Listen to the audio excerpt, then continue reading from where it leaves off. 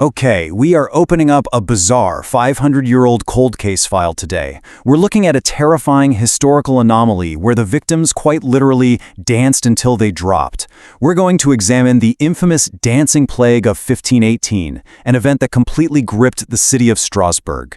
We'll unpack the chilling facts, the frantic interventions by the authorities, and the modern theories trying to make sense of this absolute madness. Imagine an affliction that forces your body to move against your will, in full view of your neighbors for days on end. It sounds like the plot of a suspenseful horror novel, right?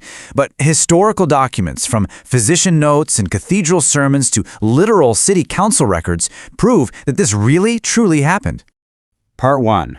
The First Dancer. Picture a completely normal summer day in 1518. Suddenly shattered by this single, inexplicable act. A woman known as Frau Trophäa steps outside her half-timbered home and into the street. There is no band playing, there's no local festival, she simply begins to dance. And we're not talking about a fleeting little jig here. This was a deep, trance-like state that she maintained for a full week, pausing only briefly to sleep before resuming her frenzied movements. And it didn't stop with her. This single act triggered a terrifyingly rapid escalation. Some of the folks who witnessed Frau Trophäa's strange performance just began to mimic her. Even her own husband joined in. Within days, more than 30 of these so-called choreomaniacs were in motion in the streets of Strasbourg. By August, that number just exploded.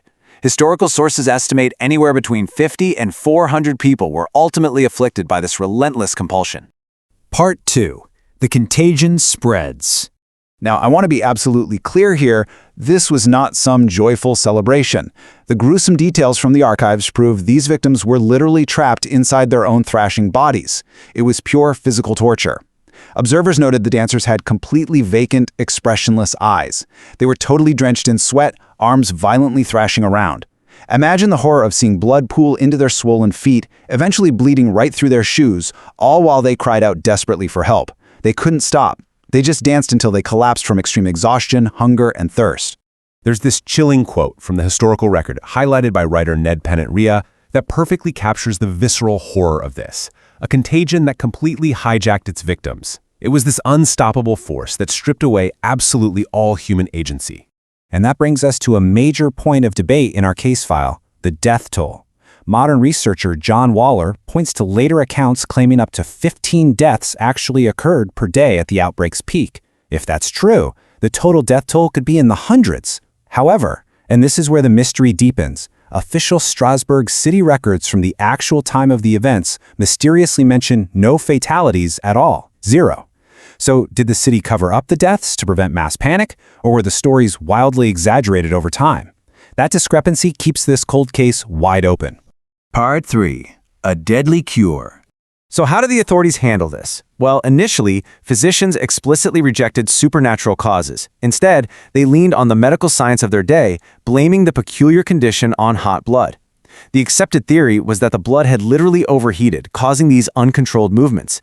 And the only logical medical cure they could think of? More dancing. They believed the victims literally had to dance continuously to cool their blood down before they could finally rest. Talk about pouring gasoline on a fire. Watch how a botched intervention can just completely escalate a crisis. To facilitate this hot blood cure, the city council actually refurbished guild halls and hired professional musicians and strongmen to keep the afflicted moving. Naturally, creating a massive, highly visible spectacle backfired entirely. It just drew more people in. The public panicked, deciding this wasn't hot blood at all, but a divine punishment from St. Vitus. So the council quickly pivoted, banning all public dancing and music. Finally, they leaned fully into the supernatural. They sent the dancers up to the shrine of St. Vitus. The cure involved forcing victims to wear red shoes, sprinkled with holy water, holding crosses, while priests read Latin incantations over them. Astonishingly, by September, after this whole mountaintop ritual, the plague actually began to subside. Part 4. Investigating the medical mystery. Fast forward to today, let's play detective and weigh the modern evidence side by side. On side A, we have the chemical suspect, ergotism. Ergot fungi commonly grew on damp rye used for baking bread. The main psychoactive product here, ergotamine, is structurally related to LSD, so maybe they were all accidentally hallucinating. On side B, we have the psychological suspect, Mass Psychogenic Illness, which is where extreme trauma and stress basically fracture the collective mind, triggering physical symptoms across a really large group. But medical historian John Waller punches some massive holes in the ergot theory. First off, someone poisoned by ergot and experiencing tremors wouldn't possess the physical stamina to dance for a solid week.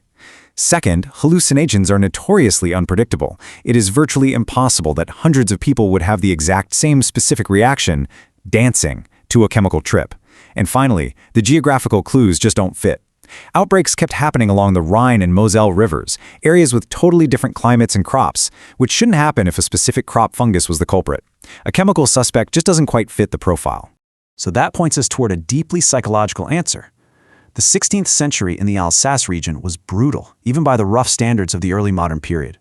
We are talking about severe starvation, widespread disease, and a culture completely steeped in heavy religious superstition. Waller speculates this created a stress-induced psychosis. The extreme trauma and ruthless living conditions literally fractured the collective mind into an altered state of consciousness. They simply lost their sense of reality and slipped right into a shared, involuntary trance. There's actually a clinical vocabulary for this phenomenon, choreomania, and it wasn't just isolated to Strasbourg. Diverse choreas, often labeled St. Vitus's dance or St. John's dance, flared up independently all over Central Europe.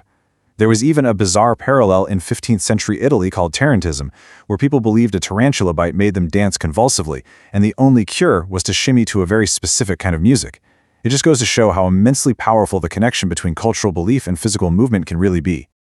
Part 5. An Unsolved Legacy. Even centuries later, the macabre mystery of Frau Trophäa and this hot blood hysteria continues to fiercely grip our modern imagination.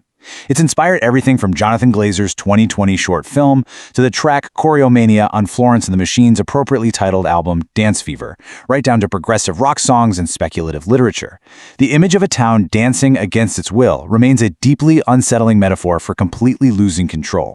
Let me leave you with this final, provocative thought to ponder. We look back at 1518 and see a society pushed to the absolute breaking point by stress, taking refuge in a terrifying collective delusion. But when we look at the immense pressures, the anxieties, and the digital frenzies of our own modern world, we have to ask ourselves, are the fragile limits of the human mind really any different today? Thanks for diving into this historical mystery with me. Keep exploring, keep questioning, and I'll catch you in the next explainer.